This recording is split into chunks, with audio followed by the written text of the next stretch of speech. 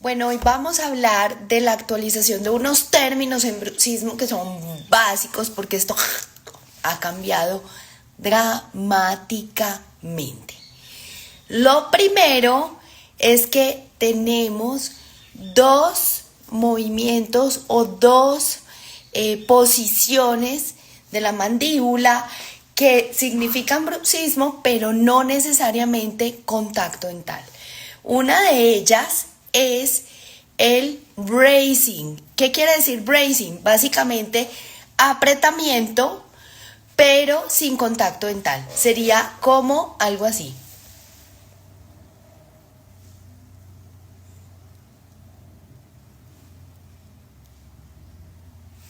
¿Lo ven en mi movimiento mandibular?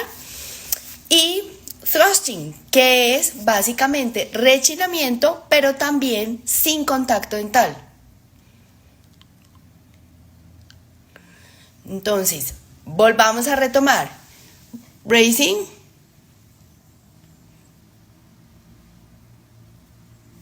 y thrusting. Bien importante estas diferencias. Ahí les dejo, porque hay que actualizarnos en bruxismo.